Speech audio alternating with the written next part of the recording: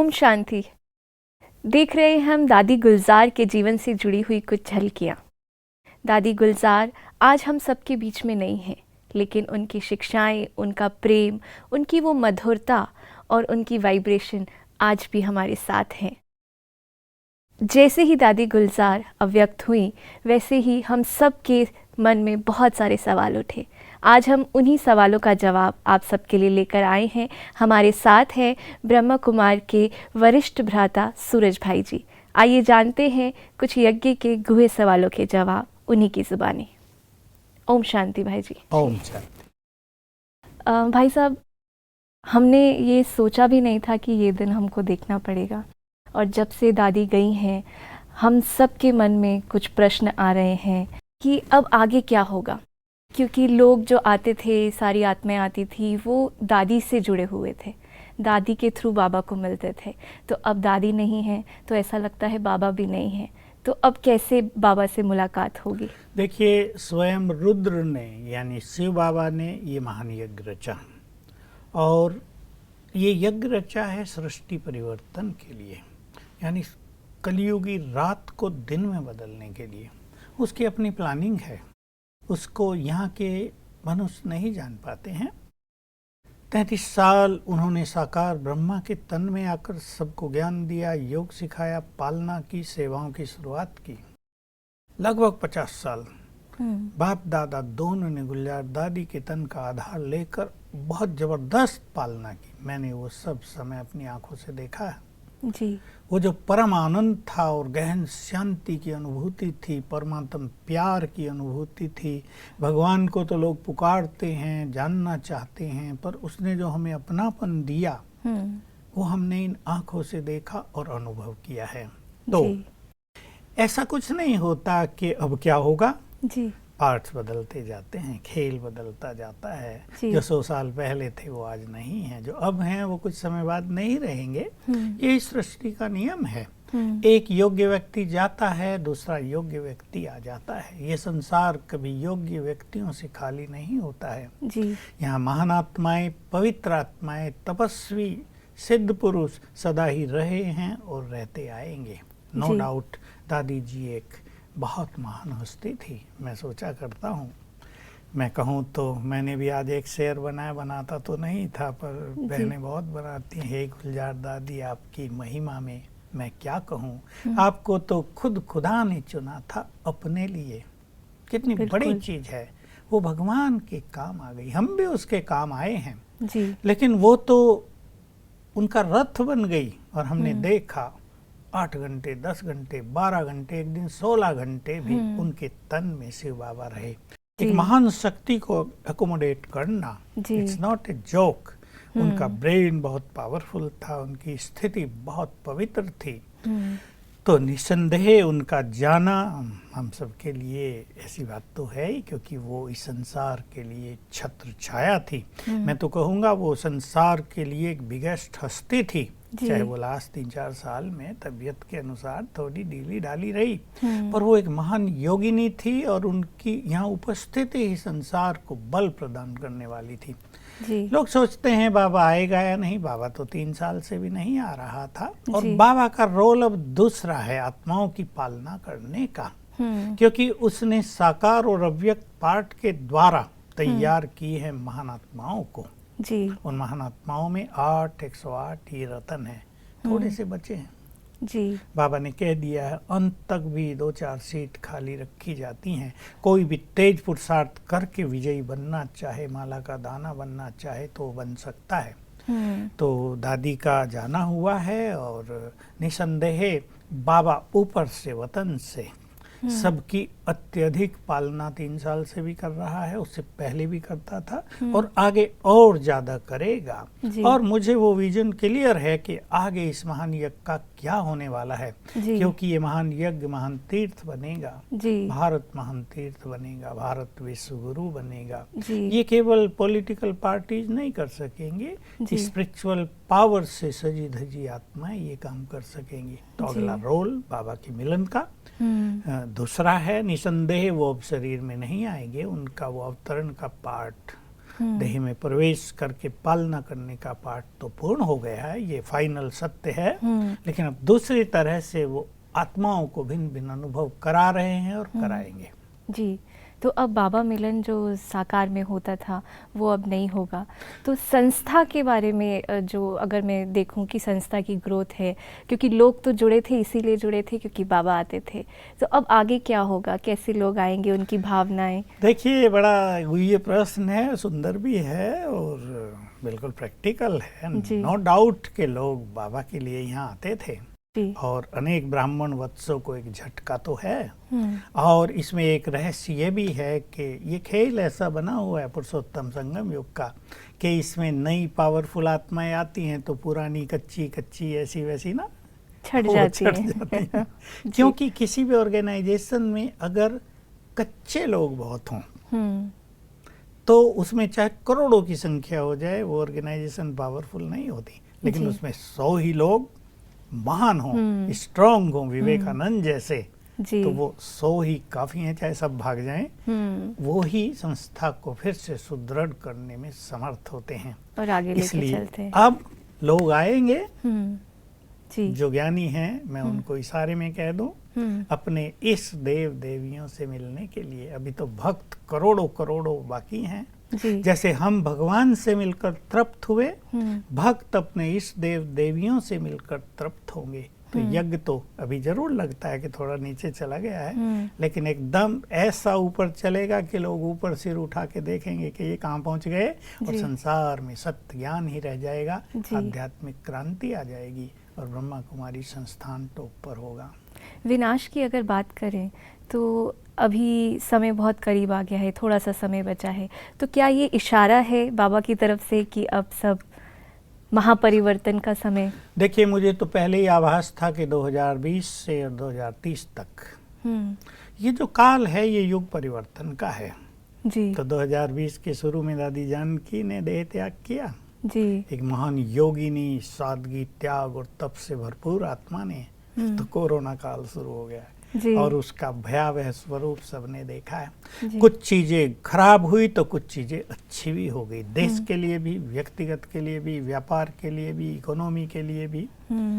अब 2021 में गुलजार दादी जो सृष्टि की दूसरी एक महान आत्मा थी, है आत्मा तो अभी भी है ही, उसने देह का त्याग किया। और देह का त्याग हमारे यहाँ, मैं इसको मृत्यु शब्द नहीं कहूँगा जी, ये तो आत्मा संपूर्ण बन के मुक्त अवस्था में पहुंच गई है, अपने धाम जी, भगवान के सामीप्य में, परम आनंद में। इसलिए इसको मृत्यु नहीं कहा जाता। जी, जी, इसको देहांत, देह का तो अंत हुआ, जी, पर ये स्थिति कुछ दूसरी है।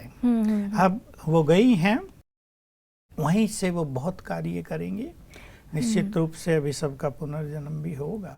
तो ये एक बहुत बड़ा गुहे सवाल है जो हम सुन भी रहे हैं और बहुत कानों में आ भी रहा है कि दादी क्या अब दोबारा जन्म लेंगी, क्योंकि वो संपूर्ण होकर गई हैं। हाँ, देखिए, इसमें ये है कि बहुत सारी ये महान आत्माएं, सब नहीं, पर जैसे मामा गई जी, दादी जानकी गई, दादी प्रकाश मणि गई और अब गई दादी हृदय मोहिनी। मैं इन 4 के बारे में कहूँगा। नो डाउट ये परफेक्ट होकर गई हैं, लेकिन परफेक्शन में जरा सी कमी, जरा सी। आप अगर परफेक्शन को 100% कहें तो 99%। क्यों? क्योंकि अभी परम धाम में जाने का गेट नहीं खुला है और सृष्टि परिवर्तन के कई कार्य बाकी हैं। इसमें मैं थोड़े में बता दूं, एक बड़ा कार्य होगा देवताओं को योग बल से जन्म देने का जी। दूसरा बड़ा कार्य होगा, भारत में, संसार में बहुत देशों में प्रजातंत्र है और ये देव राजतंत्र में बदलेगा, देवताओं का राज्य यहाँ स्थापित हो जाएगा। अगर आप कभी महाकाल की जो उज्जैन में है उसकी चर्चाएं देखें और उसमें जो सीन दिखाते हैं कि शंकर और पार्वती लक्ष्मी नारायण को राज्य दे रहे हैं और कह रहे हैं अब हमारा कार्य पूर्ण हुआ, अब संसार को तुम संभालो। तो राज्य स्थापित करना, यानी ये राज्य, भले भारत में राज्य नहीं है पर राज्य तो है ही, राज सत्ता तो है ही, ये देवताओं के हाथ में जाएगी। अब इस महान कार्य को करने के लिए दूसरी कुछ आत्माएं निश्चित निमित्त हैं। तीसरा काम, सतयुग में विज्ञान अपनी परफेक्ट फॉर्म में होगा, रिफाइंड फॉर्म में। और यहाँ प्राकृतिक प्रकोप और महाविनाश के बाद धरती को नॉर्मल करना, प्रकृति को नॉर्मल करना, और फिर सतयुग की फिजिकल तैयारी, प्राकृतिक सौंदर्य होगा, सोने के महल बनेंगे और क्या क्या नहीं होगा। ये 3 बड़े काम हैं। तो इन 3 बड़े कार्यों को करने के लिए ये अलग अलग आत्माएं इस विश्व के नाटक में निमित्त हैं। तो ये परफेक्ट होकर ही गए हैं लगभग, लेकिन ये सेवा का पार्ट इनका भी बाकी है। तो जो मैंने कहा ना जरा सी कमी, वो सेवा की पार्ट से फुल हो जाएगी। तो अभी स्थापना की नींव रख दी गई है, स्थापना का समय अब बिल्कुल शुरू हो गया है। बिल्कुल 2020 से 30 और हम हर साल नए नए सीन देखेंगे इस सृष्टि पर। तो क्या अभी श्री कृष्ण के आने का समय भी निकट है? देखिए, श्री कृष्ण का आगमन कलियुगी दुनिया में नहीं हो सकता जी। श्री कृष्ण जैसी महान हस्ती को पतित आत्मा इन आंखों से नहीं देख सकती। और भी कई राज हैं, उसके लिए प्रकृति कहाँ तैयार है। उसका पावन शरीर है, वो संसार की नेक्स्ट टू गॉड एक आत्मा है, उसके लिए प्रकृति भी पावन चाहिए उस आत्मा को रिसीव करने के लिए। तो जब सतयुग कंप्लीटली शुरू हो जाएगा तब श्री कृष्ण का जन्म होगा? अब देखिए, ब्रह्मा की आत्मा ही श्री कृष्ण बनकर वापिस आएगी, और ब्रह्मा के भी 100 साल पूरे नहीं हुए हैं जी, अभी 15 साल बाकी हैं। तो लगभग 2036 में ब्रह्मा के 100 साल पूरे होंगे, उनका कार्य पूर्ण होगा, परम धाम के गेट खुलेंगे, क्योंकि परम धाम में जब पहली आत्मा जाती है तो अंतिम आत्मा उतरती है, इसलिए न परम धाम खाली होता न ये धरा खाली होती। तो ब्रह्मा की आत्मा ऊपर जाएगी, कुछ समय वहाँ ठहर के एज ए कृष्ण नीचे उतरेगी, तब तक प्रकृति शुद्ध हो चुकी होगी। उसके माँ बाप भारत के सम्राट और महारानी होंगे, उनके घर में उनका जन्म होगा। तो ये काम 2036 के बाद ही होगा, 1-2 साल बाद हो सकता है। जी जी जी जी। दादी का अगर पार्ट देखें तो एडवांस पार्टी में आपको क्या लगता है, दादी का क्या पार्ट? देखिए, इनमें जो विशेष विशेष क्वालिटीज थी उसके अनुसार हर आत्मा को इस विश्व के नाटक में पार्ट मिलता है। जैसे फिल्मों में भी पार्ट उस अनुसार देंगे ना, जो जिसकी क्वालिटी है एक्टर की। हीरो सबको तो नहीं बना सकते। दादी तो कहते हैं पूरी ब्रह्मा जैसी ही थी पूरी। तो उनके अंदर बहुत निर्मलता, बहुत त्याग वृत्ति, बहुत सहनशील, ये छल कपट इन सब से मुक्त, निर्मल निस्वार्थ थी वो। तो ऐसा ही रोल, यानी ऐसी आत्मा को जन्म देना, एक तो ये रोल उनका होगा। और सृष्टि पर, क्योंकि वो प्रकृति की मालिक भी रही हैं, तो प्रकृति को शुद्ध करने का काम भी इस महान आत्मा के द्वारा संपन्न होगा। और मुझे ऐसा भी प्रतीत होता है, हालांकि ये मेरा गैस भी हो सकता है, लेकिन मैं क्योंकि टीवी के सामने हूँ फिर भी बोल रहा हूँ कि दादी के जाने के बाद प्रकृति में हलचल प्रारंभ अवश्य होगी। मतलब ये जो समय है ये बहुत ही नाजुक समय अभी नाजुक आने भी वाला कहेंगे है। और सुंदर समय को लाने वाला भी हो। देखो, रात होती है, कितना अंधेरा होता है, अगर लाइट ना हो तो क्या क्या होता है, लेकिन समय आता है सूर्य उदय का और फिर उजाला। अगर दादी के जीवन की बात करें तो उनके जीवन में ऐसी कौन सी विशेषताएं थी जो उनको इतना महान और इतना संपूर्ण बनाया?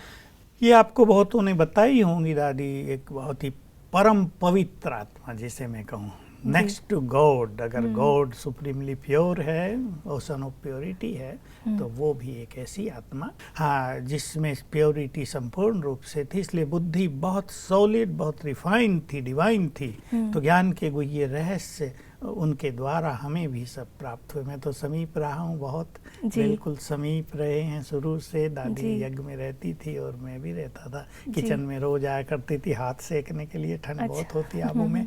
तो बहुत समीपता थी और उनके द्वारा ही हमने सृष्टि के बहुत सारे राज जाने, विशेषकर परिवर्तन की प्रक्रिया क्या क्या होगी। क्योंकि जब बाप दादा उनके तन में आते थे और हम बिल्कुल समीप बैठे होते थे, जैसे आप और हम बाबा का फेस भी देखते थे, बाबा की दृष्टि का सुख लेते थे। तो हमारे वरिष्ठ कई गुह्य क्वेश्चन उनसे पूछ लेते थे, तो बाबा उनके तन में बैठकर उसका आंसर देते थे। तो बहुत निर्मल आत्मा रही, बिल्कुल अपना विचार कुछ नहीं, बाबा यूज कर रहा तो he is everything, I am nothing, वहाँ अपने को लोप कर लिया और उसको कार्य करने दिया। तो ये बहुत बड़ी महानता है, बहुत बड़ा डेडिकेशन, बहुत बड़ी कुर्बानी उन्होंने इस कार्य के लिए की। जी बिल्कुल। एक और सवाल भ्राता जी आता है सबके जहन में कि दादी इतनी नेचुरली सरल थी, इतनी तपस्या थी, उनके तन में भगवान आते थे, लेकिन फिर भी उनके शरीर को बहुत सारे कष्ट हुए, उन्होंने कैंसर का भी सामना किया। तो ऐसा क्यों हुआ? हाँ, देखिए, प्रश्न तो उठना बिल्कुल नेचुरल सा है, क्योंकि हर बुद्धिमान व्यक्ति ये सोचेगा भगवान जिसके तन में बैठा हो उसको ये सब कष्ट क्यों। जो खुद परम पवित्र आत्मा हो, जो अति अति पुण्य आत्मा हो, उसको ये कष्ट क्यों। मेरे पास इनके उत्तर हैं। देखिए, ये महान आत्माएं सृष्टि चक्र में आदि से और अंत तक ही बड़े बड़े पदों पर रही हैं। बड़े पद माना कोई ये नौकरशाही वाले नहीं, सम्राट, महाराजा महारानी, सतयुग में तो विश्व महाराजन। तो द्वापर युग से क्या हुआ, युद्ध भी हुए हैं जी। और राजा का एक छोटा सा गलत निर्णय हजारों लोगों के लिए कष्टकारी हो गया होगा जी। तो ये जो बड़ी आत्माएं होती हैं, जैसे मान लो आज प्राइम मिनिस्टर हैं और वो कोई एक गलत निर्णय ले लेते हैं, चलो आज तो डेमोक्रेसी है, उसका विरोध भी हो सकता है, राजतंत्र में तो ये सब नहीं होता था। तो उनके किसी गलत निर्णय से अनेकों को, लाखों लोगों को कष्ट हो गया। वो प्रजा बद्दुआएं देती थी, राजा कैसा गंदा आ गया, बड़ा क्रूअल है, पता नहीं कब मरेगा। तो ये जो बद्दुआएं उनके तरफ आती थी वो मनुष्य से एंड तक जुड़ी रहती हैं। एक कारण तो महान आत्माओं के पुण्य भी महान, तो थोड़े गलत कर्म भी महान हो गए। दूसरा एक बड़ा रहस्य जिसको बहुत लोग नहीं जानते, दादी हजारों बार ध्यान में गई है जी। एक तो 1200-1400 बार तो बाबा उनके तन में आए तब वो ध्यान में गई। इसके अलावा बहुत बार शुरू से ही ध्यान अवस्था उन्हें प्राप्त थी। तो समझ लो 5000 बार वो ध्यान में गई। और ध्यान अवस्था में आत्मा का कनेक्शन ब्रेन के सर्टेन केंद्रों से कुछ समय के लिए कट ऑफ होता है, फिर जुड़ता है। अभी कोई चीज कटे जुड़े वो वीक हो जाती है। इससे ब्रेन उनका थोड़ा वीक हो गया था। और ब्रेन कंट्रोल सोल बॉडी, चाहे वो स्वास्थ्य हो चाहे बीमारियां हो, सबके लिए जिम्मेदार ब्रेन ही होता है जी। हालांकि उनकी थिंकिंग तो सुंदर थी ही, थिंकिंग का कोई नेगेटिव असर नहीं हुआ, लेकिन क्योंकि ब्रेन वीक होता गया डे बाय डे, और फिर कलयुग का माहौल जिसमें आज अन्न पर, फलों पर, सब्जियों पर पेप्टिसाइड क्या क्या डाले जा रहे, वो हमारे पेट में जा रहा है, उससे भी बहुत बीमारियां बढ़ रही हैं जी। तो इन सब कारणों से उनका शरीर कमजोर हुआ। और मैं आपको एक प्रैक्टिकल बात बताऊं, शिव बाबा उनके तन में मैंने कहा हजारों बार, 1200 से 1400 बार आया है। पहले 4 घंटे बैठते थे, फिर 6, फिर 8, फिर 10, फिर 12 घंटे तो कितनी बार रहे, एक ही पोज में बैठे हैं। अब शरीर तो दादी का था ना, बैठा भगवान था जी। तो पैरों में तकलीफ हुई, गांठें बन गई जी। अब कई जगह ब्लॉकेज हो गए होंगे ना, हम समझ सकते हैं। हम तो थोड़ी देर 1 घंटा ही बैठते हैं, 1 घंटा बैठे क्या हाल हो जाता है, चेहरे पे हाव भाव बदल जाते हैं। 10 बार पानी पीते हैं, वहाँ तो कुछ भी नहीं हो रहा था, मुश्किल से एक आधा जूस का गिलास देते थे, क्योंकि भगवान बैठा, उसको इन चीजों की जरूरत नहीं थी, लेकिन शरीर पर उसका इफेक्ट तो होता ही था। अगले दिन उनको बहुत ज्यादा रेस्ट की जरूरत होती थी। तो ये एक सटिल रीजन भी है जो उनके शरीर को कमजोर करता गया। और जब शरीर कमजोर हो जाता है तो कई निगेटिव वायरस भी अटैक करते हैं। तो ये कुछ कारण रहे हैं। बाकी इस जन्म में न उन्होंने किसी को दुख दिया होगा, न कड़वे वचन बोले होंगे, बहुत निर्मल, निश्चल, निस्वार्थ, विश्व सेवा में समर्पित, जिसको अपने लिए कुछ नहीं चाहिए, ऐसी वो महान हस्ती थी। ऐसा जैसे उन्होंने अपनी हस्ती ही मिटा दी थी। बिल्कुल अपनी और उन्हें देखो और बाबा को देखो तो कोई फर्क नजर नहीं आता। बिल्कुल। मैं एक अनुभव सुनाऊंगा आपको। मैं अजमेर में एक ज्वेलर के घर गया तो उन्होंने मुझे सुनाया कि मेरे घर में एक बड़ा ज्योतिषी कुछ बनवाने आया था। अब गुलजार दादी का ने अव्यक्त बाप दादा का फोटो वहाँ टंगा हुआ है, टंगा, हमने भी देखा। तो कहा वो उसे देख ही रहा था। मैंने उससे पूछा कि पंडित जी क्या देख रहे हो? कहा इनके चित्र में मुझे बार बार शिवलिंग दिखाई दे रहा है। अच्छा। तब इन्होंने उसको रहस्य बताया कि शिव बाबा इनके तन में आते थे। ये फोटो भी उस समय का ही है जब वो आए हुए हैं, इसलिए आपको शिव नजर आ रहा है। तब तो यही होगा। उनके तन में रब दिखाई देता था, उनकी आंखों से भगवान हम सबको निहारता था और उनके तन में ही हमने अपने दिव्य नेत्रों से भगवान को देखा है। बिल्कुल, नो डाउट ये ग्रेट थिंग है। एक आखिरी प्रश्न मैं पूछना चाहूँगी कि अब जो समय आ गया है, अब हमें क्या पुरुषार्थ करना चाहिए, क्योंकि दादी है नहीं हमें गाइड करने के लिए।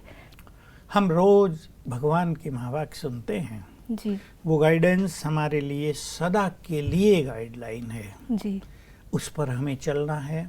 और मैं तो ये कहता हूँ किसी भी महान व्यक्ति को सच्ची श्रद्धांजलि यही होती है कि जो उन्होंने किया वो हम करें। जी जैसे निर्मल निश्चल निर्विकार वो बनी, हम भी वैसे ही बने।